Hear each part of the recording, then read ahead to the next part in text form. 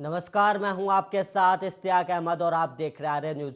स्वागत है आपका राज तिलक प्रोग्राम में। वहीं आपको बता दें कि यूपी समेत 5 राज्यों में वोटों की मतगणना हो रही है और इस बीच जो रुझान सामने आ रहे हैं उसमें बीजेपी को बढ़त हासिल होते हुए नजर आ रही है। और वहीं बीजेपी कार्यालय के बाहर कैसा माहौल बना हुआ है जीत को लेकर, या जो रुझानों में जो जीत है वो हम आपको दिखाएंगे थोड़ी देर में। आप टेलीविजन स्क्रीन पर देख सकते हैं कैसे वहां पर लोगों की भीड़ लगी हुई है और जो बीजेपी का जो रुझान सामने है उसमें करीब 403 सीटों में से 262 पर बीजेपी रुझानों में आगे नजर आ रही है। और वहीं बात की जाए 100 सपा की, तो सपा 136 सीटों में रुझानों में जो है 136 सीटों पर जीत दर्ज करती हुई नजर आ रही है। और वहीं बीजेपी के कार्यालय ऑफिस के बाहर आप देख सकते हैं अपनी टेलीविजन स्क्रीन पर कि कैसे लोगों में जश्न का माहौल है और जो यूपी चुनाव में कैसा माहौल बना हुआ था, बुलडोजर सबसे ज्यादा अहम माना गया था। वहीं अब जो बीजेपी के कार्यकर्ता हैं वो बुलडोजर पर चढ़कर जश्न मना रहे, क्योंकि एक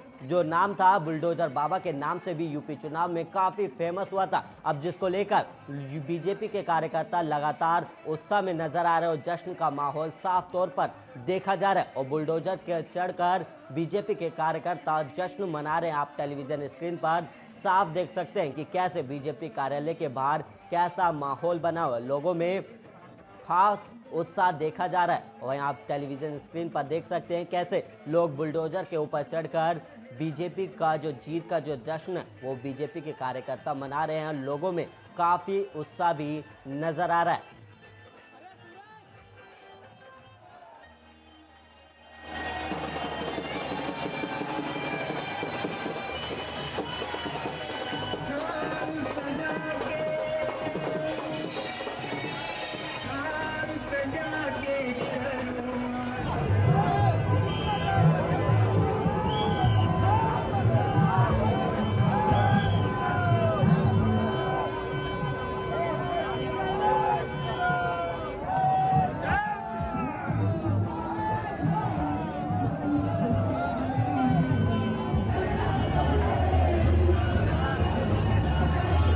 आप साफ देख सकते हैं टेलीविजन स्क्रीन पर कैसे बीजेपी के कार्यकर्ताओं में जश्न का माहौल बना हुआ, लोग डांस करते हुए अपनी खुशी जाहिर कर रहे हैं। और ये जो सामने जो तस्वीरें आ रही है ये बीजेपी कार्यालय के बाहर की है, जहां पर ढोल नगाड़ों के साथ जश्न का माहौल बनाया जा रहा है। और वहीं आपको बता दें कि उत्तर प्रदेश, पंजाब, उत्तराखंड, गोवा और मणिपुर विधानसभा चुनावों की जो मतगणना है जो चल रही है अभी, और वहीं जो रुझान सामने आए, इन पांचों रुझानों के जो सामने आए हैं, जो आंकड़े जो सामने आए उसमें यूपी, उत्तराखंड, मणिपुर में बीजेपी को पूर्ण बहुमत मिलता हुआ नजर आ रहा है। और वहीं आपको बता दें कि पूर्ण बहुमत के साथ वापसी कर रही है, तो वहीं पंजाब में आम आदमी पार्टी प्रचंड जीत दर्ज कर रही है। और वहीं ऐसे में इन 5 राज्यों के कई दिग्गज नेताओं की साख भी दांव पर लगी हुई है, जिनमें मुख्यमंत्री कैंडिडेट से लेकर विपक्ष के बड़े चेहरे भी हैं। और वहीं इन सारे दिग्गजों को कांटे की टक्कर मिल रही है। और वहीं उत्तर प्रदेश के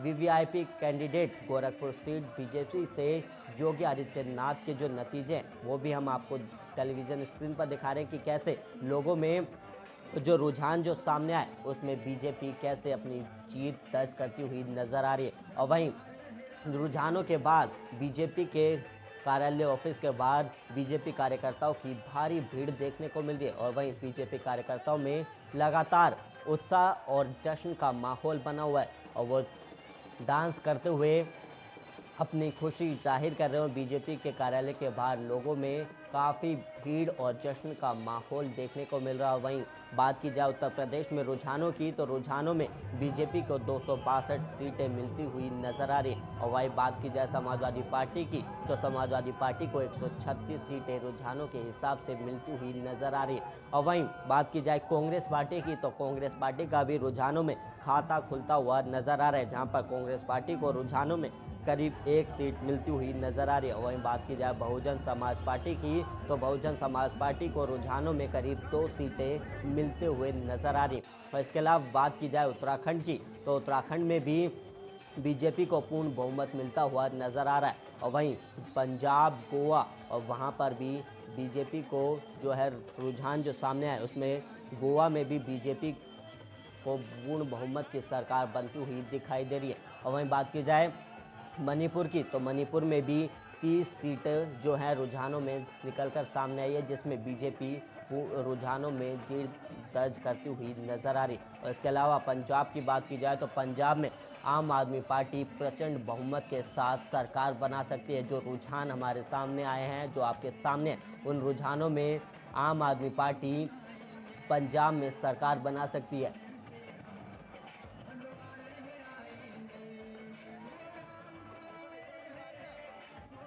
और वहीं आपको बता दें कि लगातार जो है रुझान जो है वो सामने आते हुए नजर आ रहे हैं। वहीं कैसे बीजेपी कार्यालय के बाहर भीड़ लगी हुई है और लोगों में कैसा उत्साह नजर आ रहा है, वो भी हमने आपको दिखाया कि कैसे बीजेपी कार्यालय के बाहर लोगों की और बीजेपी कार्यकर्ताओं की भीड़ लगी हुई है। डांस और ढोल नगाड़ों के साथ बीजेपी के कार्यकर्ता जश्न मना रहे हैं। और वहीं रुझानों में 262 सीटों पर बीजेपी जीतती हुई नजर आ रही। और इसके अलावा गोवा की बात की जाए तो गोवा में भी बीजेपी को बहुमत मिलता हुआ नजर आ रहा है। और मणिपुर में भी बीजेपी के खाते में करीब रुझानों के हिसाब से 30 सीटें मिलती हुई नजर आ रही। और इसके अलावा बात की जाए मणिपुर में तो मणिपुर में भी 30 सीटें हैं और उत्तराखंड में भी पूर्ण बहुमत की सरकार बनते हुए नजर आ रही है, जहां पर बीजेपी को करीब 46 सीटें रुझानों के हिसाब से मिलती हुई नजर आ रही है। और वहीं जीत को लेकर, जो रुझानों में जो जीत नजर आ रही है, उसको लेकर बीजेपी के कार्यकर्ताओं में जश्न का माहौल बना हुआ है। और वहीं बुलडोजर पर चलकर लोग जश्न मना रहे हैं। और आप अपनी टेलीविज़न स्क्रीन पर साफ देख सकते हैं कि कैसे बीजेपी के कार्यकर्ताओं में उत्साह है और कैसे वो लोग जश्न मना रहे हैं। बुलडोजर के ऊपर चढ़कर लोग डांस करते हुए भी नजर आ रहे हैं, जिसमें आपको बता दें कि उत्तर प्रदेश की 403 विधानसभा सीटों के जो रुझान अब तक सामने आए हैं, उनमें से करीब 262 सीटों पर बीजेपी की जीत दर्ज होती हुई नजर आ रही है। और वहीं बात की जाए समाजवादी पार्टी की, और ये उत्तर प्रदेश में सीधा सीधी जो टक्कर है वो बीजेपी और समाजवादी पार्टी में नजर आ रही है। लेकिन उसके बावजूद बीजेपी पूर्ण बहुमत से सरकार बनाती हुई नजर आ रही है, जहाँ पर बीजेपी 262 पर बढ़त बनाई हुई है, तो वहीं समाजवादी पार्टी 136 पर बढ़त बनाई हुई है। और इसके अलावा बात की जाए पंजाब की तो पंजाब में भी, और वहीं उत्तर प्रदेश, पंजाब, उत्तराखंड, गोवा और मणिपुर विधानसभा चुनाव की मतगणना अभी जारी है। और इन 5 राज्यों के रुझानों में यूपी, उत्तराखंड, मणिपुर में बीजेपी को पूर्ण बहुमत के साथ वापसी कर रही है। तो वहीं बात की जाए पंजाब की तो पंजाब में आम आदमी पार्टी प्रचंड जीत की ओर बढ़ रही है। पर ऐसे में इन 5 राज्यों के कई दिग्गज नेताओं की साख भी दांव पर लगी हुई है, जिनमें मुख्यमंत्री कैंडिडेट से लेकर विपक्ष के बड़े चेहरे भी हैं। और इन सारे दिग्गजों को कांटे की टक्कर मिल रही है। और वहीं यूपी के वीवीआईपी कैंडिडेट के बारे में बताएं तो गोरखपुर सीट से बीजेपी से योगी आदित्यनाथ आगे चल रहे हैं। और वहीं बात की जाए फाजिल नगर से तो फाजिल नगर से सपा उम्मीदवार जो स्वामी प्रसाद मौर्य हैं वो बीजेपी के आगे चल रहे हैं। और वहीं आपको बता दें कि स्वामी प्रसाद चुनाव से पहले ही समाजवादी पार्टी में आए थे, और उसके बाद अब वो जो रुझान सामने आ रहे हैं उनमें साफ स्वामी प्रसाद मौर्य बीजेपी के आगे चल रहे हैं। और वहीं बात की जाए तमकुहीखारी सीट की तो वहाँ से कांग्रेस के अजय कुमार जदयू मैदान में है। और इसके अलावा ये हम जो आपको बता रहे हैं सीटों के बारे में, कौन से दिग्गज नेता कहाँ से खड़े हैं और कहाँ से रुझानों में कहां तक है। तो वहीं सिराथू विधानसभा सीट की बात की जाए तो सिराथू से बीजेपी प्रत्याशी केशव प्रसाद मौर्य मैदान में है, और उनके सामने समाजवादी पार्टी की तरफ से पल्लवी पटेल चुनावी मैदान में है। और वहीं दोनों के बीच कांटे की टक्कर देखी जा रही है। कभी रुझानों में केशव प्रसाद मौर्य आगे निकल रहे हैं तो कभी पल्लवी पटेल रुझानों में आगे निकलती हुई नजर आ रही है। और इसके अलावा बात की जाए कुंडा विधानसभा सीट की, और ये कुंडा विधानसभा सीट भी काफ़ी अहम सीट मानी जाती है, क्योंकि यहाँ पर रघुराज प्रताप सिंह जो कि जनसत्ता पार्टी से हैं, और लगातार जो रघुराज प्रताप सिंह है उन्हें राजा भैया के नाम से जाना जाता है, वो लगातार विधायक बनते हुए आए हैं और इस बार भी वो चुनावी मैदान में है और कुंडा की विधानसभा सीट से चुनावी मैदान में थे, और वहीं अब उनका भी वो जनसत्ता पार्टी से चुनाव लड़ रहे हैं। और इसके अलावा बात की जाए करहल सीट की, तो करहल सीट भी काफ़ी अहम सीट मानी जा रही है, क्योंकि अखिलेश यादव पहली बार विधानसभा का चुनाव लड़ रहे हैं। और जो रुझान सामने आए करहल विधानसभा सीट की, तो वहां पर अखिलेश यादव बढ़त बनाते हुए नजर आ रहे हैं, और ये काफ़ी अहम सीट भी मानी जा रही है, क्योंकि अखिलेश यादव पहली बार विधानसभा का चुनाव लड़ रहे हैं। और वहीं करहल को समाजवादी पार्टी का गढ़ भी माना जाता है और यहाँ से समाजवादी पार्टी के राष्ट्रीय अध्यक्ष अखिलेश यादव चुनाव लड़ रहे हैं और वहीं जो रुझान सामने है उनमें अखिलेश यादव बढ़त बनाते हुए भी नजर आ रहे हैं। और वहीं बात की जाए जसवंत नगर विधानसभा सीट की, तो जसवंत नगर विधानसभा सीट से शिवपाल यादव जो कि समाजवादी पार्टी की तरफ से चुनावी मैदान में, तो उनकी अपनी भी पार्टी थी लेकिन उन्होंने सपा गठबंधन के साथ चुनाव लड़ा और वहीं इस जसवंत नगर सीट से शिवपाल यादव चुनावी मैदान में। और वहीं आपकी को बता दें कि रामपुर विधानसभा सीट के बारे में, तो रामपुर विधानसभा सीट से आजम खान समाजवादी पार्टी की तरफ से चुनावी मैदान में और एक काफ़ी हॉट सीटें थी या यूं कहें कि वीवीआईपी सीटें थी जिन पर पक्ष और विपक्ष के दोनों दिग्गज नेताएं खड़े थे और चुनावी मैदान में थे। जहां पर हमने आपको बताया कि रामपुर विधानसभा सीट से आजम खान चुनावी मैदान में। और वहीं अब बात की जाए गोवा राज्य की और गोवा के हाई प्रोफाइल कैंडिडेट के बारे में, तो मडगांव सीट से बीजेपी से मनोहर अजगांवकर चुनावी मैदान में और वहीं पणजी सीट से बीजेपी से अतानासियो और मोन्सेरेट से मापुसा सीट और वहीं बीजेपी से जोशुआ डिसूजा और वहीं संक्लेम से बीजेपी से प्रमोद सावंत चुनावी मैदान में। और वहीं नेवलिन सीट से कांग्रेस से अवेतानो फुर्तादो चुनावी मैदान में। और वहीं इसके अलावा पंजाब में वीवीआईपी सीट की बात की जाए तो कांडिया सीट से प्रताप सिंह बाजवा कांग्रेस की तरफ से चुनावी मैदान में। और वहीं इसके अलावा फतेह सिंह बाजवा बीजेपी की तरफ से चुनावी मैदान में है। और इसके अलावा मास्टर चौहर सिंह अकाली दल से चुनावी मैदान में उतरे हुए। और इसके अलावा आम आदमी पार्टी की तरफ से जगरूप सिंह चुनावी मैदान में थे। और इसके अलावा बात की जाए अमृतसर ईस्ट सीट की, तो यहाँ से ये काफ़ी अहम सीट भी मानी जाती है क्योंकि यहाँ से नवजोत सिंह सिद्धू कांग्रेस की तरफ से चुनावी मैदान में थे। और इसके अलावा अकाली दल से विक्रम सिंह मजीठिया चुनावी मैदान में थे। और इसके अलावा बात की जाए आम आदमी पार्टी के प्रत्याशी की, तो आम आदमी पार्टी की तरफ से जीवन जोधपुर चुनाव लड़ रहे थे। और इसके अलावा जगमोहन सिंह राजू बीजेपी की तरफ से चुनावी मैदान में थे। और इसके अलावा बात की जाए चमकौर विधानसभा सीट की, तो चमकौर विधानसभा सीट भी काफ़ी अहम सीट मानी जा रही थी क्योंकि यहाँ से कांग्रेस ने चरणजीत सिंह चन्नी को अपना उम्मीदवार बनाया था। वहीं चरणजीत सिंह चन्नी हाल ही में पंजाब के सीएम बने थे जिसके बाद इनका ये जो चुनाव था ये काफ़ी अहम माना जा रहा था। वहीं यहाँ से चमकौर विधानसभा सीट से चरणजीत सिंह चन्नी चुनावी मैदान में थे। और इसके अलावा वहीं आम आदमी पार्टी की तरफ से चरणजीत सिंह चन्नी के हरमोहन सिंह संधू बसपा की तरफ से चुनावी मैदान में थे। और वहीं बात की जाए मोगा सीट की, तो मोगा सीट से मलविदा सूद कांग्रेस की तरफ से चुनावी मैदान में थी और हरजोत कमल सिंह बीजेपी की तरफ से चुनावी मैदान में उतरे हुए थे। और इसके अलावा बात की जाए बरजिंदर सिंह बराड़ भी अकाली दल से चुनावी मैदान में उतरे हुए थे। और इसके अलावा डॉक्टर अमनदीप कौर अरोड़ा आम आदमी पार्टी की तरफ से चुनावी मैदान में उतरे हुए थे। और वहीं पंजाब की एक और अहम सीट के बारे में चर्चा की जाए तो यहाँ से डेरा बाबा नानक सीट से सुखजिंदर सिंह रंधावा कांग्रेस की तरफ से चुनावी मैदान में उतरे हुए थे। और वहीं रविकरण सिंह कलहोन अकाली दल से चुनाव लड़ रहे थे। और वहीं बात की जाए आम आदमी पार्टी की, तो आम आदमी पार्टी की तरफ से गुरदीप सिंह रंधावा चुनावी मैदान में उतरे हुए थे। और वहीं बात की जाए भटिंडा शहरी सीट्स की, तो यहाँ से मनप्रीत बादल कांग्रेस की तरफ से चुनाव लड़ रहे थे और जगरूप सिंह गिल आम आदमी पार्टी की तरफ से चुनावी मैदान में उतरे हुए थे। और इसके अलावा स्वरूप चंद सिंगला अकाली दल से चुनावी मैदान में थे। और वहीं बात की जाए गीदड़बाहा सीट की, और ये सीट भी काफ़ी अहम सीट मानी जा रही थी क्योंकि यहाँ से अमरिंदर सिंह राजा वडनिंग कांग्रेस की तरफ से चुनावी मैदान में थे। और वहीं हरदीप सिंह डिम्पी अकाली दल से प्रत्याशी थे और प्रीतपाल शर्मा आम आदमी पार्टी की तरफ से चुनावी मैदान में थे। और वहीं बात की जाए मणिपुर राज्य की, तो मणिपुर में भी दिग्गजों की साख दांव पर लगी हुई है। तो वहीं बात की जाए मणिपुर की कुंद्रा कपाम सीट की, तो यहाँ से थोकचाम लोकेश्वर सिंह कांग्रेस की तरफ से चुनावी मैदान में थे और यहाँ पर बीजेपी की तरफ से टी महेंद्र सिंह चुनावी मैदान में उतरे हुए थे। और वहीं चूरा चांदपुर सीट पर भी वी है खालियान बीजेपी की तरफ से थे और वहीं कांग्रेस की तरफ से मंगचिन कुप पाइते चुनावी मैदान में उतरे हुए थे। और इसके अलावा मणिपुर की हिंगागा सीट की बात की जाए तो यहाँ से एन बीरेन सिंह बीजेपी बनाम पंगजी जाम शरद जान सिंह कांग्रेस की तरफ से थे।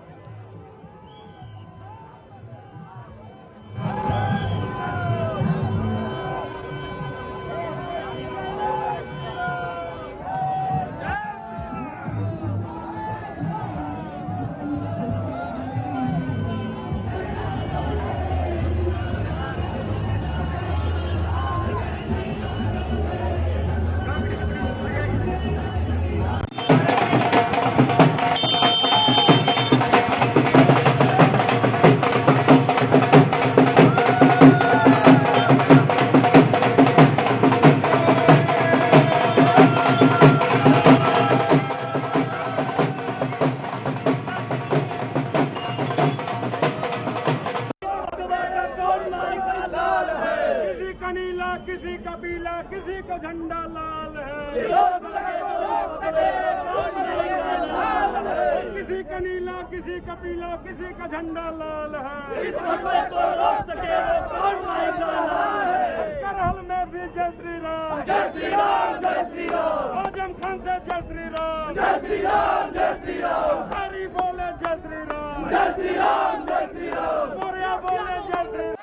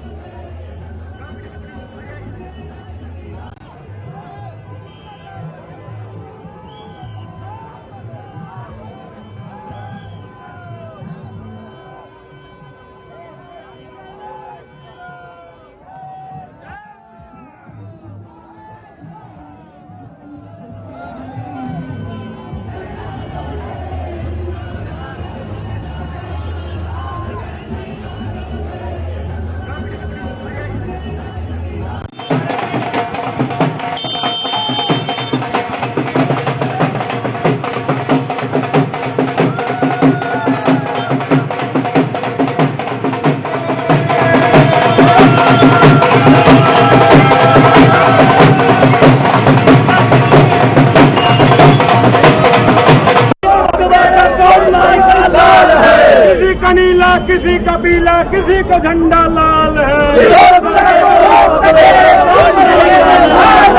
किसी का नीला किसी कबीला किसी का झंडा लाल है। करहल में भी जय श्री राम, जय श्री राम, जय श्री राम। आजम खान से जय श्री राम, जय श्री राम, जय श्री राम। हरी बोले जय श्री राम, जय श्री राम, जय श्री राम। मोरया बोले जय श्री राम।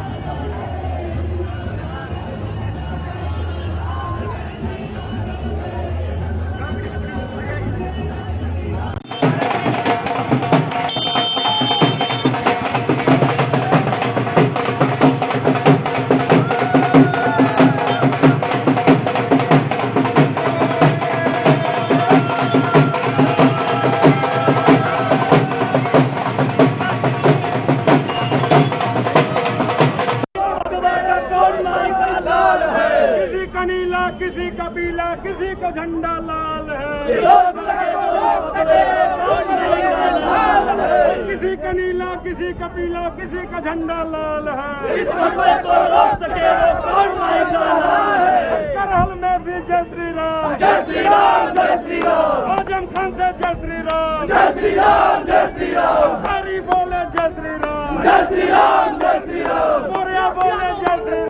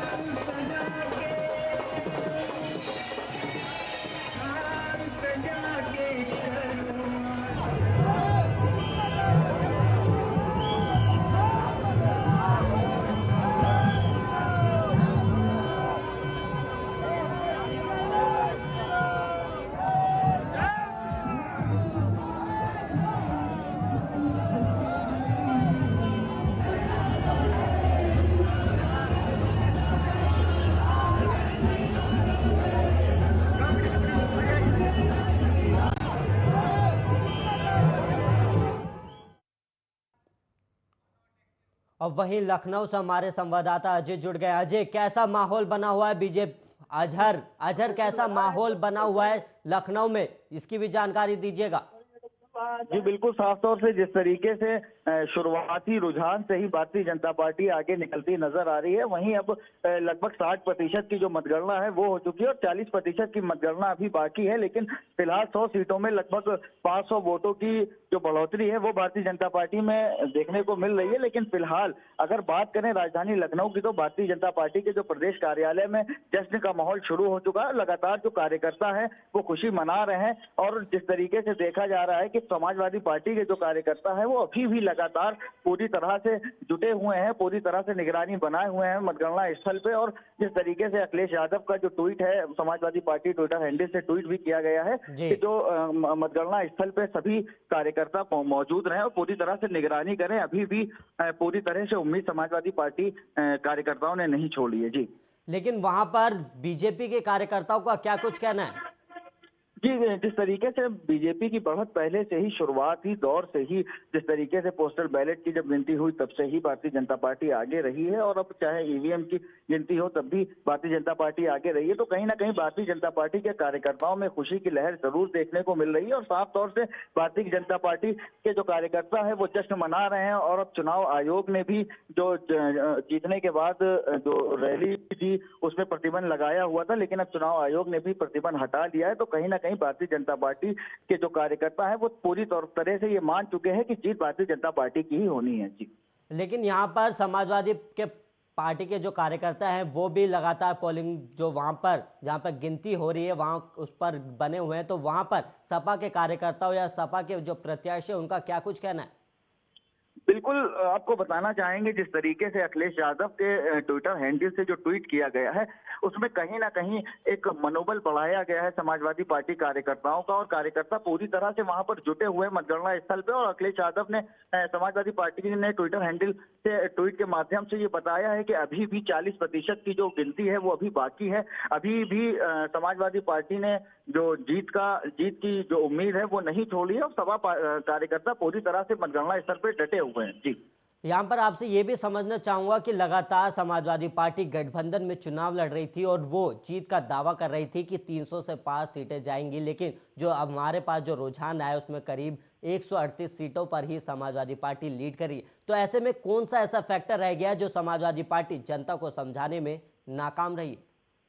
बिल्कुल, जिस तरीके से ये देखा जा रहा था शुरुआत से ही जो देखा जा रहा था कि जैसे जो रियलिटी चेक में हो या तो जब ग्राउंड रिपोर्टिंग में ही जिस तरीके से लोगों का साफ तौर से ये कहना था कहीं ना कहीं जो हवा का रुख था वो समाजवादी पार्टी की तरफ होता जरूर नजर आ रहा था। लेकिन जिस तरीके से 2017 की बात करें तो लगभग 323 सीट भारतीय जनता पार्टी के खाते में आई थी और उसके बाद कहीं ना कहीं सीटों में कमी जरूर आई है भारतीय जनता पार्टी में। लेकिन फिर भी समाजवादी पार्टी जिस तरीके से पिछली बार 2017 का जो रिजल्ट रहा है उसमें उनकी भी सीटों में काफी बढ़ोतरी मिली। लेकिन अब वो कौन से मुद्दे हैं, जिस तरीके से बेरोजगारी इस बार चुनाव में काफी बड़ा मुद्दा रहा है और तमाम ऐसे मुद्दे हैं, बेरोजगारी हो और या तो महंगाई हो, शिक्षक भर्ती का मामला हो या दरोगा भर्ती का मामला हो, तमाम तरह से जो लोग थे वो नाराज थे भारतीय जनता पार्टी से। लेकिन फिर भी भारतीय जनता पार्टी पूरी बहुमत से सरकार बनाती नजर आ रही है। अब ये तो कहने वाली बात है कि कौन से मुद्दे ऐसे रहे जिसमें समाजवादी पार्टी विफल रही, लेकिन भारतीय जनता पार्टी जिस तरीके से फुल बहुमत से सरकार बना रही है तो कहीं ना कहीं जिस तरीके से free ration Bharatiya Janata party ने दिया, भारतीय जनता पार्टी ने बांटा और तमाम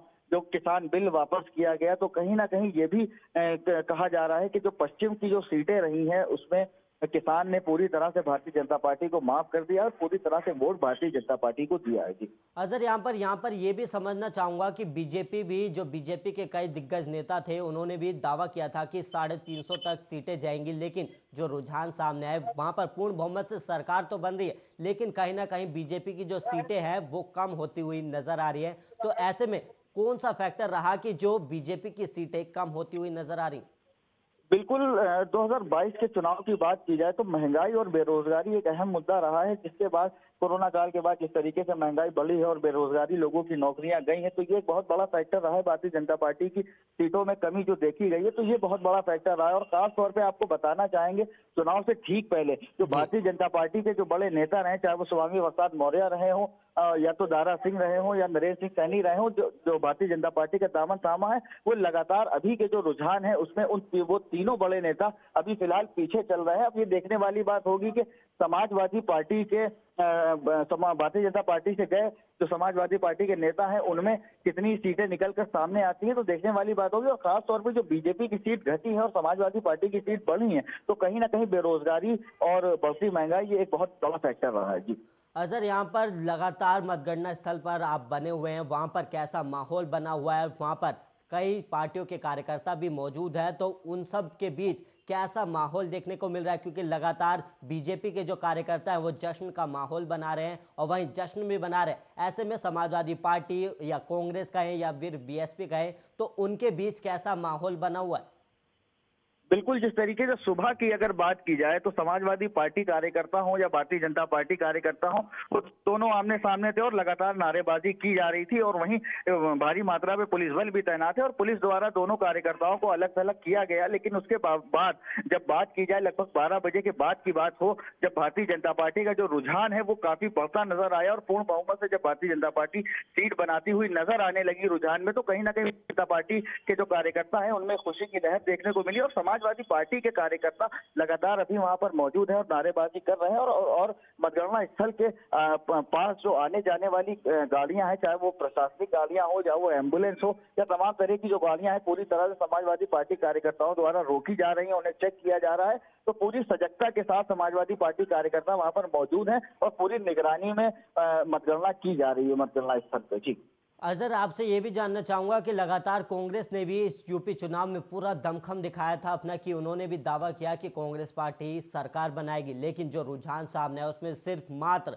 एक कांग्रेस ही है, एक ही सीट है जहां पर कांग्रेस को जीत होती हुई नजर आ रही है। तो ऐसे में कांग्रेस का पास ऐसा क्या फैक्टर की नाकामी रही जिसकी वजह से कांग्रेस को यहां पर एक भी सीट मिलती हुई नजर नहीं आ रही?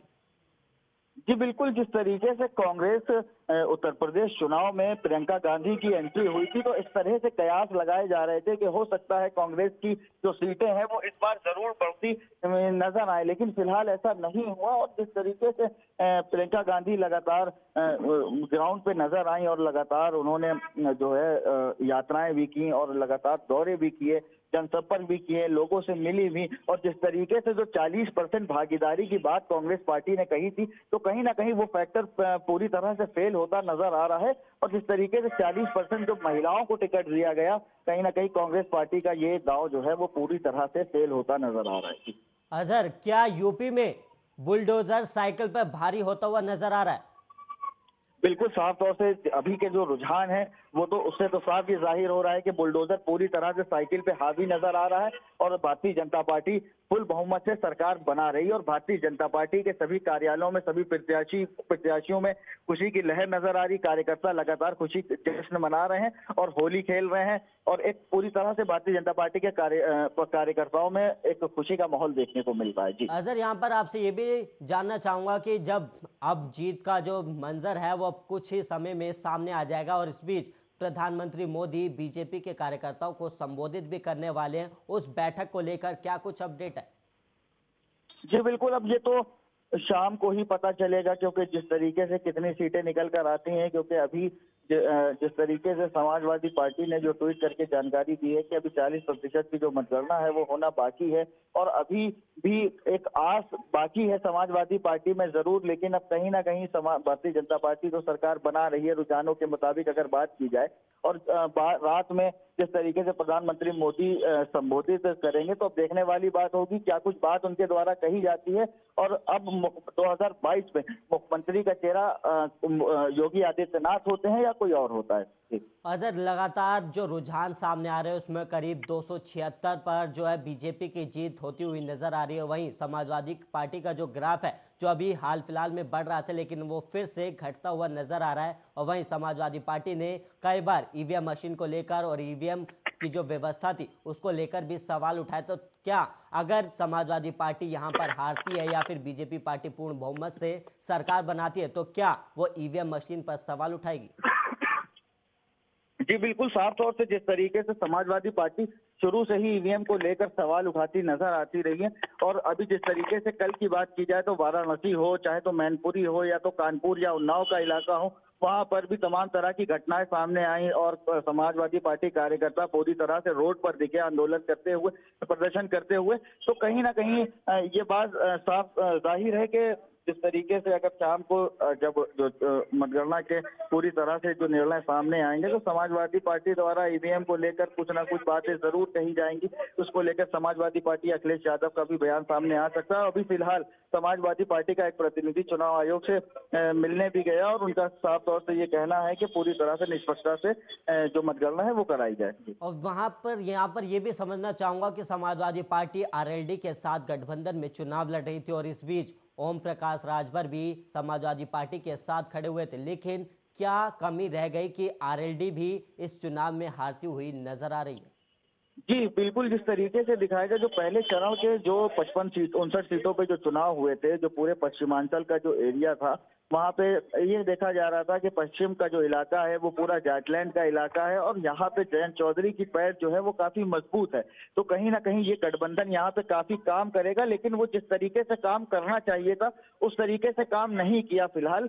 और जिस तरीके से जो पश्चिम का इलाका था वहां पे जो ये आरएलडी और सपा का गठबंधन हो या तो ओम प्रकाश राजभर हो, मतलब जो ये गठबंधन काम करना चाहिए था वो पूरी तरह से फिलहाल काम नहीं, फेल होता नजर आ रहा है।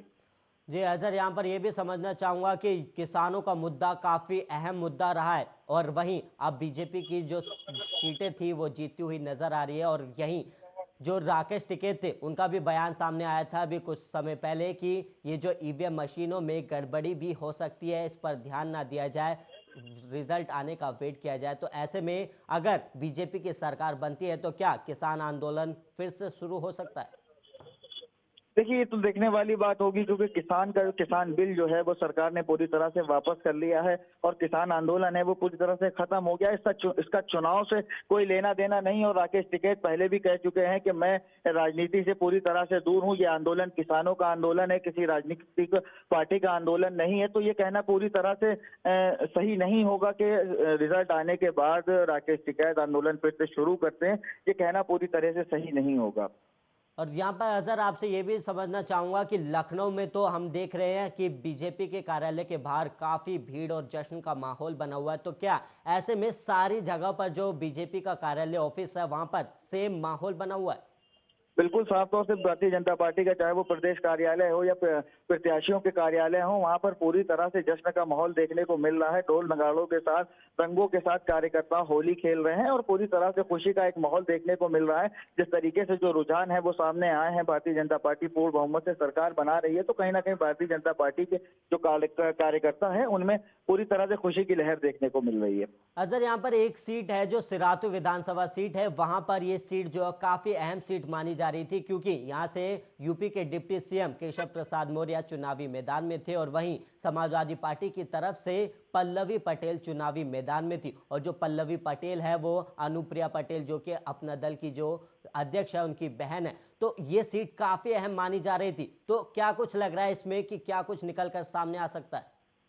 बिल्कुल, जिस तरीके से सिराथू की जो सीट है उत्तर प्रदेश के डिप्टी सीएम केशव प्रसाद मौर्य की को भारतीय जनता पार्टी ने वहां की कमान दी थी और वहीं समाजवादी पार्टी की अगर बात करें तो वहां से पल्लवी पटेल पूरी तरह से मैदान में उतरी थी और वहां से जो है वो काफी कांटे की टक्कर अभी तक फिलहाल देखने को मिली। अब देखिए देखने वाली बात होगी आखिर किसके सर पे जीत का ताज सजता है। और वहीं बात की जाए करहल विधानसभा सीट की तो ये भी काफी अहम सीट मानी जा रही है और यहाँ पर जो रुझान सामने है उसमें काफी आगे बढ़ते हुए नजर आ रहे हैं अखिलेश यादव। तो क्या कुछ लग रहा है, क्या अखिलेश यादव जीत सकते हैं या फिर रुझान अभी देखना बाकी है?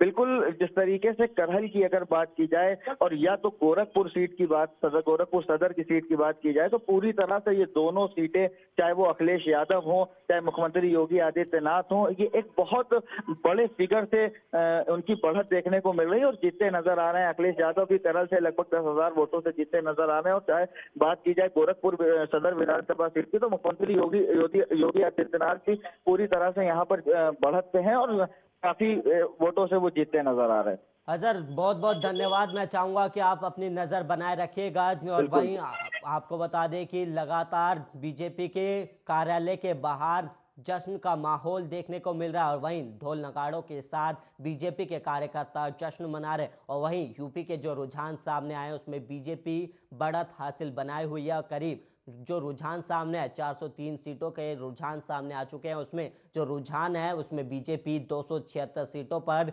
लीड कर रही है। और वहीं बात की जाए समाजवादी पार्टी की तो 121 सीटों पर समाजवादी पार्टी रुझानों में दिखाई दे रही है। और वहीं आपको बता दें कि हमारे संवाददाता अजहर जुड़े हुए थे कि वो बता रहे थे कि लखनऊ में बीजेपी कार्यालय के बाहर कैसा माहौल बना हुआ है, कैसे बीजेपी के कार्यकर्ताओं में जश्न का माहौल बना हुआ है और लोगों में काफी उत्साह भी देखने को नजर आ रही है।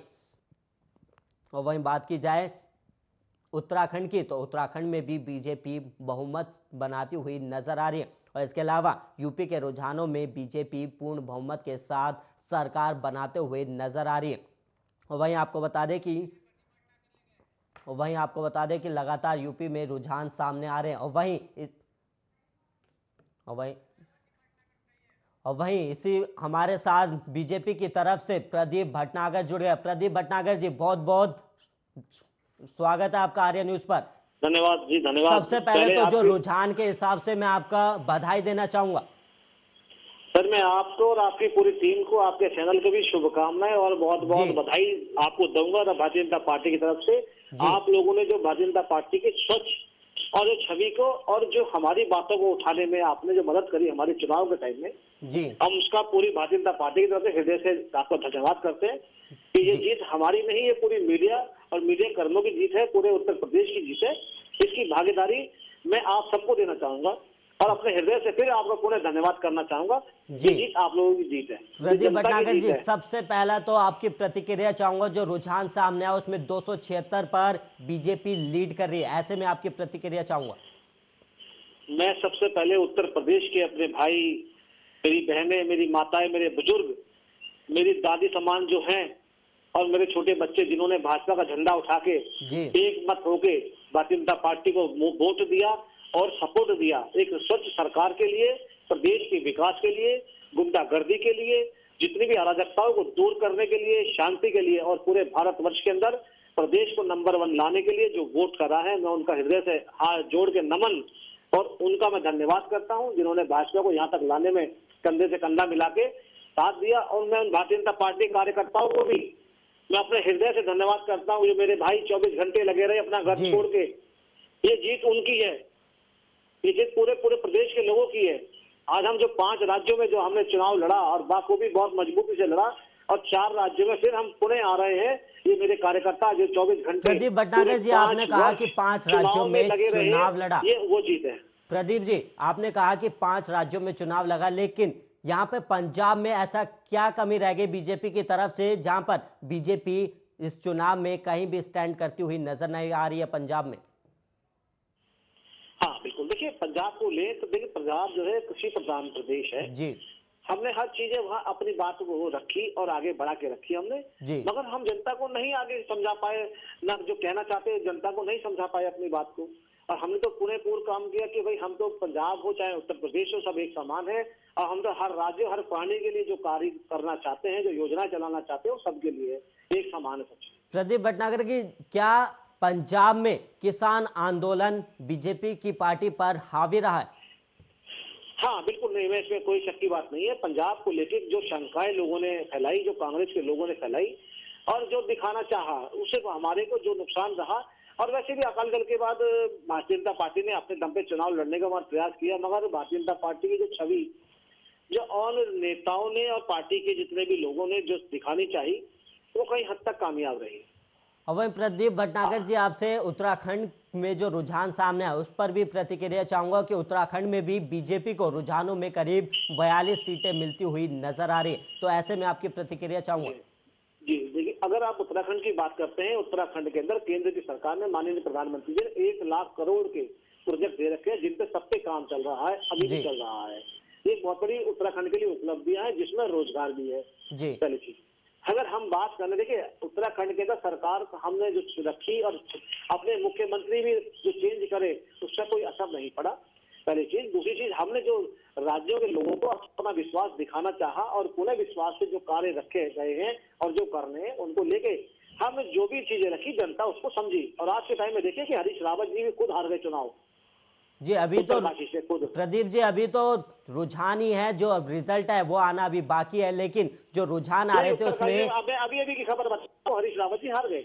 अभी आपको 1 मिनट पहले की खबर बता रहा हूं। जी, हम हमारे दर्शकों को भी बता दें कि कांग्रेस की तरफ से जो हरीश रावत उत्तराखंड में चुनाव लड़ रहे थे लाल कुआं विधानसभा सीट से, वो चुनाव हार चुके हैं। जो हमारे बीजेपी की तरफ से नेता है प्रदीप भट्टागर ने ये इन्फॉर्मेशन दी कि हरीश रावत चुनाव हार चुके हैं। वहीं आपसे ये भी जानना चाहूंगा प्रदीप जी कि लगातार उत्तराखंड में पुष्कर सिंह धामी पर चुनाव लड़ा गया था, अगर इस बीच अगर पुष्कर सिंह धामी चुनाव हार जाते हैं तो सीएम का चेहरा कौन होंगे? हाँ बिल्कुल, देखिए ये भारतीय जनता पार्टी की ये एक कला है, ये भारतीय जनता पार्टी का सिस्टम है कि यहाँ कार्यकर्ता स्वयं कब मुख्यमंत्री बन जाए, नीचे का कब ऊपर आ जाए, ये संगठन की खूबी है। यहाँ पे कई ये परिवारवाद या रिश्तेदारीवाद या भाईवाद नहीं है, ये बहुत बड़ी चीज देखने को मिलती है। और अगर आप इस पटल पे आके अगर प्रथम पंक्ति में आके देखेंगे, हमने अगर मुख्यमंत्री अगर प्रदेश के अंदर उत्तराखंड के अंदर अगर बदले तो हमारी भारतीय जनता पार्टी में कोई ऐसी चीजें नहीं हुई जो होती है, क्योंकि सब सामान्य कार्यकर्ता सबकी बारी आती है। प्रदीप जी, जी वापसी अगर यूपी पे आए तो यूपी में लगातार आपकी पार्टी 300 साढ़े 300 सीट का दावा कर रही थी, लेकिन जो अभी तक जो रुझान आया उसमें करीब 276 ही है। हाँ, मैं धामी जी की पूरी बात कर दूं। अगर धामी जी चुनाव हार जाते तो धामी जी को फिर भी मुख्यमंत्री बनाते हम और धामी जी को पूरे एमएलसी लड़वाते, जो हमें टाइम मिलता रहते हैं, पुष्कर सिंह धामी ही मुख्यमंत्री उत्तराखंड बनते। मैं थोड़ा कर दूं। हाँ, जो आप उत्तर प्रदेश की बात कर रहे हैं जी, हम उत्तर प्रदेश को लेकर बड़े आश्वस्त हैं और हम 300 पार जाएंगे। अभी तो गिनती चल रही है जी, हम रुझानों में हैं, बहुमत पूर्ण मिल चुका है, मगर ये 300 पार का जो नारा हमारे शीर्ष नेतृत्व में हमारे माननीय प्रधानमंत्री और गृह मंत्री जी ने दिया, आदरणीय योगी आदित्यनाथ जी ने जो पूरे प्रदेश भर के अंदर नारा दिया, वो नारे पे हमारे जितने प्रदेश के कार्यकर्ता हैं सबने एकजुटता पे इसको काम किया और 300 पार ही करके दिखाएंगे। अभी हम बारी है, तैयारी है पूरी 300 पार की। जी प्रदीप भट्टागर जी, ये तो आने वाले समय में पता लगेगा कि सीटें कितनी जाती हैं, लेकिन जो बीजेपी का जो वोट बैंक था वो कहीं ना कहीं घटा भी है, क्योंकि 300 सीटें पिछली बार जो है वो 300 से पार सीटें थी और वहीं अब कहीं ना कहीं घट रही है। वहीं समाजवादी पार्टी की बात की जाए तो समाजवादी पार्टी की जो सीटें पिछले चुनाव के बाद इस चुनाव में काफी बढ़ी है, तो कहीं ना कहीं बीजेपी जनता को समझाने में नाकाम भी रही है। हाँ बिल्कुल, देखिए मैं आपको बताऊं, अगर उत्तर प्रदेश की बात करें ना आप, उत्तर प्रदेश के अंदर ओबीसी जी आ गए जी, ठीक है। ओबीसी जी ने एक अपना जो मुस्लिम कार्ड खेला वो एक बड़ा फैक्टर रहा, मगर वो कामयाब नहीं हो पाए जी।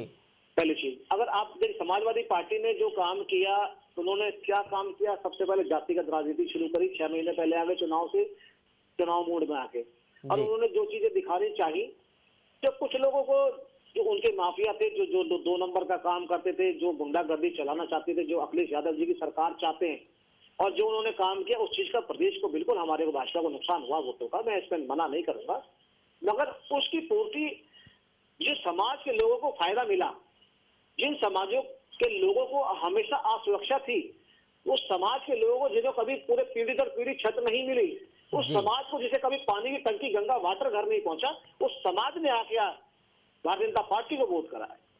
और बड़े हम संतुष्ट हैं इस चीज को लेके कि हम कामयाब रहे अपनी जनता को समझाने के लिए और अपने विकास मॉडल को, क्योंकि हमारे जितने प्रवक्ता समाजवादी पार्टी के बैठे सब यही कहते थे कि इनका विकास मॉडल नहीं है, ये झूठ मॉडल है। और मैं आज कहना चाहूंगा आपके माध्यम से उनको भी झूठ मॉडल नहीं, ये विकास मॉडल है, जो विकास का मॉडल उत्तर प्रदेश की सरकार ने आदरणीय योगी आदित्यनाथ जी के नेतृत्व में जो काम किया, ये आज वो फल है जो श्रद्धा से अपने भगवान के आगे चढ़ाया गया। भगवान कौन? जनता, प्रदेश की प्रजा। उसके आगे चढ़ाया गया और वो फल एक प्रसाद के रूप में भारतीय जनता पार्टी को मिला उन्हें सरकार बनाने के लिए। मैं तो आपके माध्यम से यही कहूंगा मैं कि प्रदेश का के लोगों का ये आशीर्वाद है, उनका ही ये फल है आज, जो फल हमने प्रभु को चढ़ाया और वो जो आशीर्वाद के रूप में आया वो फल आपके सामने है। उसमें इसमें कोई किसी प्रकार का अहंकार नहीं, कोई घमंड नहीं है। जनता भारतीय जनता पार्टी की सरकार, ये जनता की सरकार है, उत्तर प्रदेश के समाज की सरकार है, ये हर युवा वर्ग की सरकार है, ये किसी एक परिवार की सरकार नहीं है, ये पूरे प्रदेश की सरकार है। इसमें सबका अधिकार है और भारतीय जनता पार्टी कार्यकर्ताओं से ज्यादा उत्तर प्रदेश के जितने भी समाज के आते लोग, चाहे मेरे भाई बहनों बच्चे, सबकी सरकार है, उनको ये समर्पण और ये समर्पित की सरकार है। प्रदीप जी, यहाँ पर एक सवाल ये भी है कि लगातार कांग्रेस भी दावा कर रही थी कि वो सीटें जीतेगी, लेकिन यहाँ पर जो रुझान सामने आए हैं उसमें एक ही सीट पर कांग्रेस को बढ़त हासिल होती हुई नजर है। तो ऐसे में, और वहीं बात की जाए पंजाब की, तो पंजाब में भी कांग्रेस का जो सीटों का जो ग्राफ है, और वो पंजाब को कांग्रेस का गढ़ भी माना जाता था, लेकिन इस चुनाव में पंजाब हारती हुई नजर आ रही है और यूपी में भी उनका खाता नहीं खुला है। तो क्या ऐसे में पंजाब में और यूपी में और अन्य राज्यों की बात की जाए तो कांग्रेस पार्टी की जो ये दुर्दशा है वो क्या दर्शाती? देखिए, अगर पंजाब की बात करते हैं तो मैं पंजाब के बारे में अगर बोलूं, पंजाब की दुर्दशा खुद कांग्रेस की अपने कुछ जिम्मेदार है। क्यों जिम्मेदार है? आम आदमी पार्टी को जो पैदा या धरती पर लाने वाली है, विकसित करने वाली है, वो है कांग्रेस। अगर गुलाम नबी आजाद अगर एक टाइम में खड़े तो नहीं होते, अगर तुम्हें लड़ना है तो पार्लियामेंट में आओ, ये उन्होंने ही जड़ को बोया और वो ही। प्रदीप भटनागर जी, मैं आपके पास दोबारा आऊंगा। इस वक्त एक बड़ी खबर सामने आ रही है, जहां पर इस वक्त की बड़ी और अहम खबर जो कि लखनऊ से सामने आ रही है। इस वक्त की लखनऊ से बड़ी खबर सामने आ रही है, वहीं हमारे दर्शकों को रूबरू करा दे इस वक्त की बड़ी खबर से, जहां पर सपा कार्यकर्ता ने आत्महत्या करने का प्रयास किया। इस वक्त की बड़ी और अहम खबर, जहां पर लखनऊ से विधानसभा के सामने आत्महत्या करने का प्रयास किया गया। इस वक्त की बड़ी और अहम खबर जो हम आपको बता रहे हैं कि ईवीएम की सुरक्षा में कार्यकर्ता लगा हुआ था, जिसका नाम नरेंद्र बताया गया और उसने आत्महत्या करने की कोशिश की है। इस वक्त की बड़ी और अहम खबर जो रुझान सामने आ रहे हैं उसको लेकर अब समाजवादी पार्टी के कार्यकर्ता ने आत्महत्या करने का प्रयास किया है। इस वक्त की बड़ी और अहम खबर, जहां पर विधानसभा के सामने आत्महत्या करने का प्रयास किया है। वहीं आपको बता दें कि ईवीएम की सुरक्षा में कार्यकर्ता तैनात था, जिसका नाम नरेंद्र बताया गया और उसने आत्महत्या करने की कोशिश की है। इस वक्त की बड़ी और अहम खबर लखनऊ से आ रही है, जहां पर लखनऊ में सपा कार्यकर्ता ने आत्महत्या करने की कोशिश भी करी है।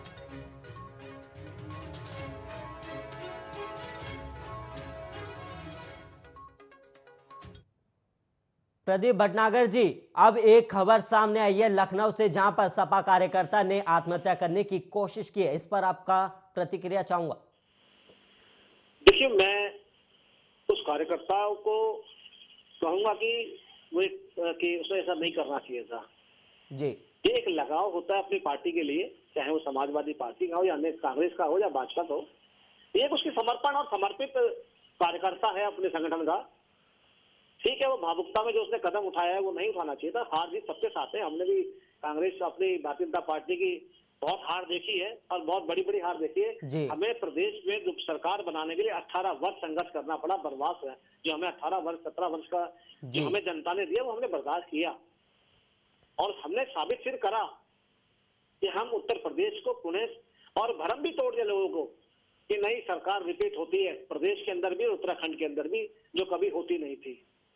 इस चीज का भ्रम तोड़ा। मगर मैं उस कार्यकर्ता को तो यही अपनी तरफ से कहूंगा, भाई आप ऐसा ना करें। ठीक है, आपकी श्रद्धा है, ये उसका प्यार है अपनी पार्टी के प्रति और ऐसे कार्यकर्ताओं को आगे रखना चाहिए। और मैं उस कार्यकर्ताओं को, चाहे वो किसी दल का है, मैं उसे बिल्कुल नमन करता हूँ क्योंकि उसे अपनी पार्टी से प्यार है जी। मैं भी एक पार्टी कार्यकर्ता हूँ और मुझे भी अपनी भारतीय जनता पार्टी से प्यार है। आज बाल अवस्था से भाजपा की राजनीति करता आ रहा हूँ, सेवा करता आ रहा हूँ जी। प्रदीप भटनागर जी, आप अपनी बात पूरी कीजिएगा। जब कांग्रेस और जो कांग्रेस पार्टी है वो अन्य राज्यों में पिछड़ती हुई नजर आ रही है, तो ऐसे में कांग्रेस की क्या दशा बनी हुई है? हाँ बिल्कुल।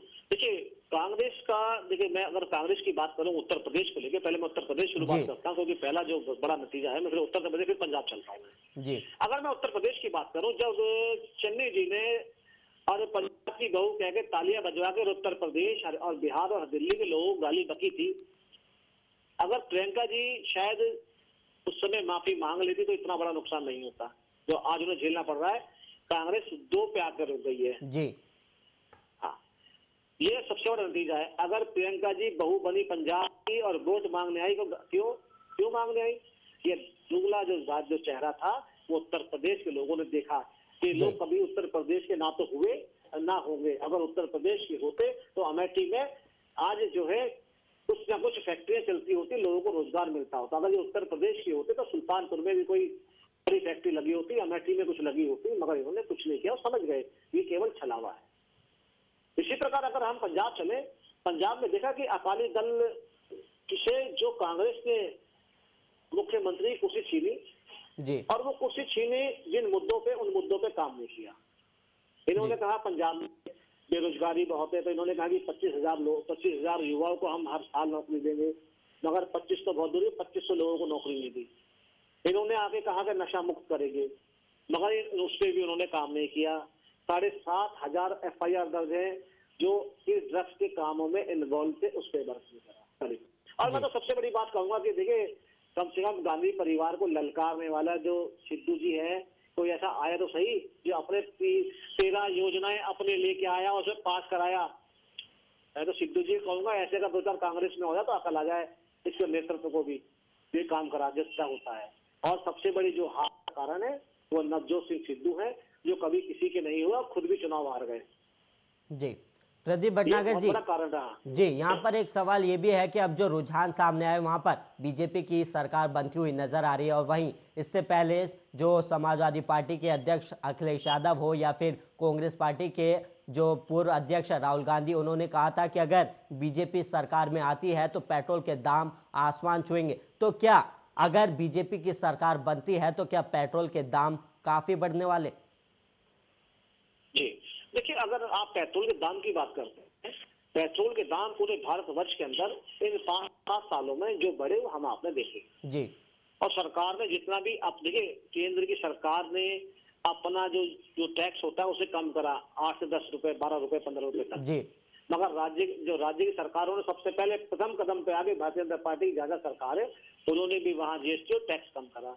मगर कहीं जहां उठा के देखते हैं कांग्रेस शासित प्रदेश, उन्हें इतना टाइम डिसीजन लेने में क्यों लग गया, इसके बारे में कोई पूछता नहीं है। हमें बहुत सारी चीजें बोली जाती हैं और मैं कहता हूँ पेट्रोल की अगर बात करते हैं, देखिए अगर पेट्रोल की अगर आप बात करते हैं, एक राजनीति के अंदर कोई पार्टी बैठती है वो हर चीज से फूक फूके कदम करती है। आज पेट्रोल के दाम हम देख रहे हैं कहाँ 300 रुपए तक पहुंच गया है। अगर आज रेट बढ़ता है तो क्या करना चाहिए? आप कब तक घाटा उठाएंगे? अगर आप खुद कोई चीज चला रहे हैं, संस्थान चला रहे हैं, हर चीजों का एक सिस्टम, एक पैनल बना रखा है। हम तो चाहते हैं कि जीएसटी में आए पेट्रोल भी, मगर जब मीटिंग होती है जीएसटी को लेकर काउंसिल की, तो ये कांग्रेस के मुख्यमंत्री भाग के जाते हैं, आते क्यों नहीं है? इनके जितने नेतृत्व जब प्रभारी और जो इनके प्रवक्ता बैठते हैं और वो कहते हैं कि आप पेट्रोल को जीएसटी में क्यों नहीं लेते? अरे भाई, पेट्रोल को जीएसटी में लिया है, डीजल पेट्रोल को, आप बैठक जीएसटी काउंसिल बैठक में तो आइए ना, जीएसटी में आ जाएगा। जी प्रदीप भटनागर जी, यहाँ पर एक सवाल ये भी है कि लगातार जब चुनाव की घोषणा हुई थी तो उसके बाद प्रधानमंत्री मोदी ने किसानों से माफ़ी मांगी और किसानों का जो बिल था नया वो वापसी ले लिया, लेकिन जो कई बड़े नेता थे और जो किसान नेता थे उनका दावा था कि उन्होंने ये कहा था कि चुनाव खत्म होते ही बीजेपी पार्टी दोबारा से किसानों का जो बिल है वो वापस ला सकती है। तो ऐसे में अगर चुनाव जीतते हैं बीजेपी वाले तो क्या ये बिल वापसी आएंगे? पंजाब से जो किसान आंदोलन चला, जो पश्चिमी उत्तर प्रदेश के अंदर बहुत बड़े स्तर पे उठा जी, और आज के हमने रुझान में देखा कि हमने कितना अच्छा बहुमत प्रथम चरण से पाया और हम पश्चिम में कितनी मजबूत से दोबारा पुणे आए, दर्शाता है कि हमसे किसान नाराज नहीं था। और आदरणीय राकेश टिकैत जी, सुबह उनका बड़ा बुरा मुंह उतरा था और मीडिया से अपशब्द कर रहे थे इसको लेके। क्यों? जी। क्योंकि सवाल दागे जा रहे थे जिसका वो जवाब नहीं दे रहे थे। अगर कानून बनाए गए तो वो हमारे किसान भाइयों के लिए बनाए गए, वो उन इस तरह के किसान भाइयों के लिए बनाए गए जो प्रथम पंक्ति में आने के लिए तरसते हैं और वर्षों से आए नहीं है, जो बेचारे छोटी छोटी फसलें उगाते हैं। चलिए हम बड़े किसानों की तो बात करते हैं और वो कानून भी उनके लिए आए। आज जो आपने कही, देखिए अगर माननीय प्रधानमंत्री जी ने कानून बनाया फायदे के लिए और उसको वापस लिया नुकसान को लेकर माफी मांगते हुए, देश के प्रधानमंत्री की महानता है कि वो झुकना जानते हैं अपनी जनता और प्रजा के आगे, और ये खूबी हर किसी में नहीं होती है। क्या अखिलेश जी ने आज तक माफी मांगी या उनके पिताजी ने माफी मांगी? जो घटनाएं दी उत्तराखंड वालों पे, जो गोली चलाई प्रदेश बनने के लिए, क्या आज तक उन्होंने परिवार में किसी ने माफी मांगी? राम भक्तों पे जो गोली चलाई उसके लिए कभी माफी मांगी? कहीं मुजफ्फरनगर में दंगे हुए, शेखई में और डांस हुआ, उसके लिए कभी माफी मांगी? ये खूबी ये कहीं शालीनता होती है सत्ता शासक की कि वो अपनी प्रजा और अपनी जनता के साथ, अपने परिवार के साथ किस तरह बैठता है, किस तरह रहता है, क्या बोलता है। ये सीख लेनी चाहिए प्रधानमंत्री से। प्रदेश के जितने भी मुख्यमंत्री हैं, जो नेता हैं, करना चाहते हैं अपने अपने पार्टी का भी और समाज का भी, कि आप समाज में क्या संदेश देना चाहते हैं। अच्छा आप देख लीजिएगा, मैं आपको बता रहा हूँ, अभी आज 10 तारीख है, 12-13 तारीख में आदरणीय अखिलेश जी ऑस्ट्रेलिया में या इंग्लैंड में होंगे अपने सम्मान तोड़ने के लिए, क्योंकि इनको तो हिंदुस्तान के अंदर ना तो आसाम अच्छा लगता, ना हिमाचल अच्छा लगता, ना उत्तराखंड अच्छा लगता, ना गंगा सागर अच्छा लगता, इनको तो विदेश अच्छा लगता है। और यही दुर्दशा ये करने वाले ही यही कारण है, और यही कारण कांग्रेस का रहा है कि इटली जाएंगे, फ्रांस जाएंगे, मगर अपने प्रदेश में नहीं घूमेंगे, क्योंकि टूरिस्ट हबों को प्रोत्साहन मिले लोगों को जाने से। प्रदीप जी जानकारी भी दे दूं जी मैं आपको जानकारी भी दे दूं, माननीय प्रधानमंत्री अगर काशी जा रहे हैं और काशी कॉरिडोर बना, तो मैं आपको बता दूं 60% जी वहां पे श्रद्धालु कम, टूरिस्ट बढ़ा है। ऐसे ही अयोध्या के अंदर, इसी तरीके से केदारनाथ के अंदर, ऐसे ही बद्रीनाथ जी के अंदर, ऐसे ही विभिन्न जहां जहां विकसित कराया जा रहा है, चाहे वो अयोध्या हो चाहे और जगह हो, तो उन लोगों को, जो प्रदेश के लोगों को फायदा मिले। हमारा जो जनता हमारे प्रदेश की है, खुद हमारा हिंदुस्तान, हमारा भारतवर्ष इतना खूबसूरत है कि अगर उसको देखना शुरू किया पूरा विश्व देखने आता है। आज बता दूं कि मैं, अगर नासा के जो वैज्ञानिक हैं वो अगर शोध करते हैं, विदेश के अगर वैज्ञानिक, वो हमारी किताबों पे, हमारी ग्रंथों पे शोध करते हैं, ये भारत वो भारत है जिसको चांद की और सूरज की किलोमीटर पता है।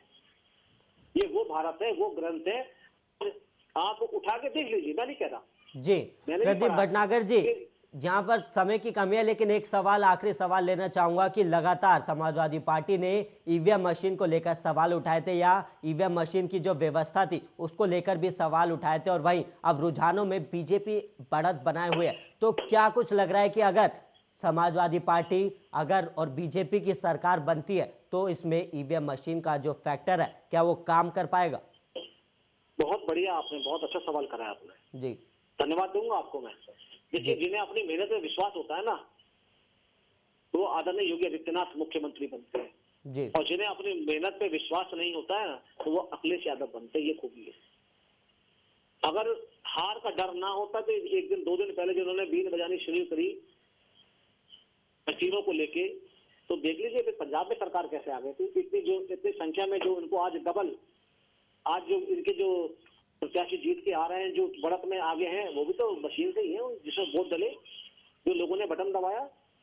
लेकिन जो आरोप था प्रदीप जी, जो आरोप था वो ये था कि मशीनों के साथ जो मशीनों को चुराया जा रहा है। जैसे एक बरेली की जो खबर थी, वहां पर यह था कि कूड़े की गाड़ी में ईवीएम मशीन जो है वो मिली थी, और ऐसी कई जगहों पर धरना प्रदर्शन भी किया गया। उसके बाद इलेक्शन कमीशन की तरफ से भी बड़ी कार्रवाई की गई थी कि 3 अधिकारियों को सस्पेंड किया गया था।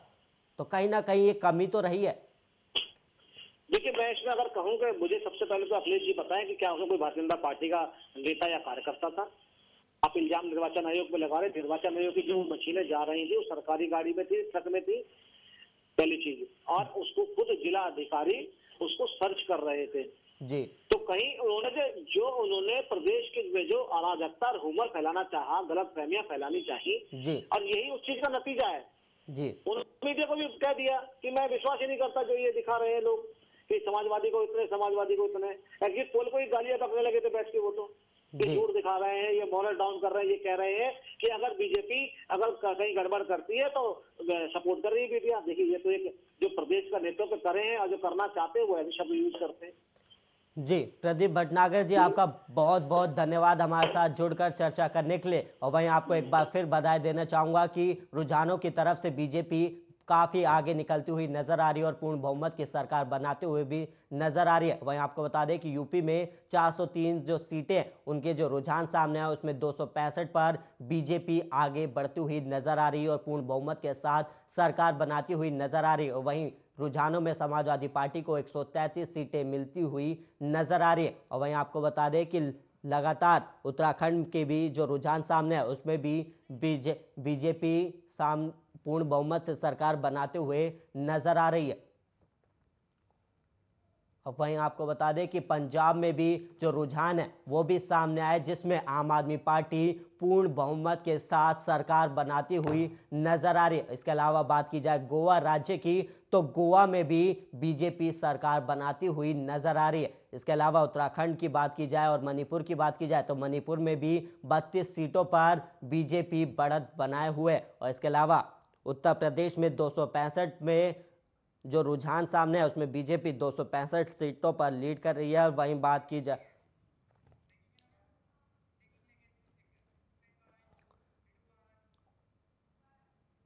और वहीं इस वक्त एक और बड़ी खबर सामने आ रही है जहां पर सहारनपुर के बेहट से सपा प्रत्याशी की जीत हुई है। इस वक्त की बड़ी और अहम खबर जहां पर बेहट से सपा प्रत्याशी उमर अली खान जीत चुके हैं। कई सीटों की जो अब रिजल्ट सामने आने लगे हैं। वहीं आपको बता दें कि सपा के उमर अली करीब 45,000 वोटों से जीते हैं। ये इस वक्त की बड़ी और अहम खबर जहां पर दादरी से भी बीजेपी के तेजपाल नागर जीत चुके हैं। इस वक्त की बड़ी और अहम खबर जहां पर लगातार हम आपको बता रहे कि कौन सी सीट से कौन सा प्रत्याशी जीता। और जेवर विधानसभा से बीजेपी के धीरेन्द्र ठाकुर जीत चुके हैं और कई सीटों के अब रिजल्ट आने लगे हैं। और नोएडा से बीजेपी प्रत्याशी पंकज सिंह भी जीत चुके हैं। इस वक्त की बड़ी और अहम खबर जहां पर सहारनपुर के बेहट से सपा प्रत्याशी की जीत हो चुकी है। वहीं आपको बता दें कि बेहट से सपा प्रत्याशी उमर अली खान जीत चुके हैं। और इसके अलावा नोएडा की बात की जाए तो नोएडा में सब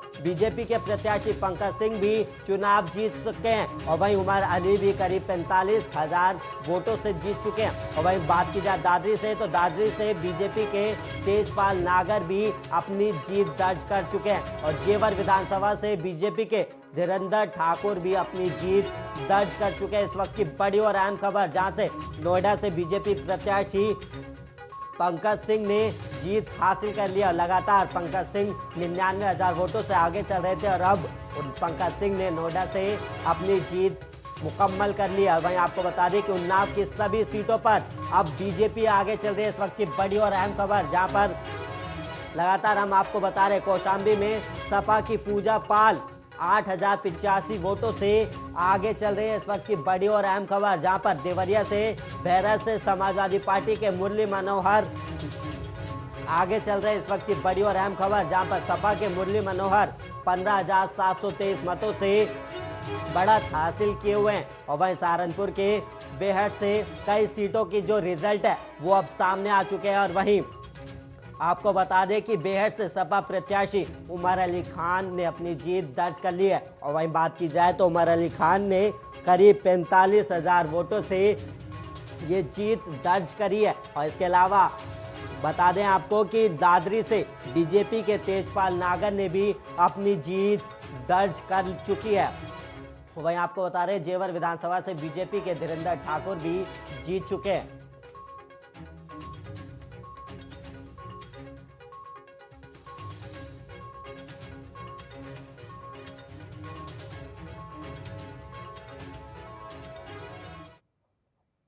और वहीं हम आपको लगातार मतगणना से रिलेटेड सारी अपडेट दे रहे हैं। और इसी के साथ आपको बता दें कि नोएडा से पंकज सिंह चुनाव जीत चुके हैं और वहीं बेहट से समाजवादी पार्टी के उमर अली भी चुनाव जीत चुके हैं। और इसी के साथ राज तिलक में अभी के लिए इतना ही और तमाम खबरों के लिए आप बने रहिए आर्य न्यूज़ के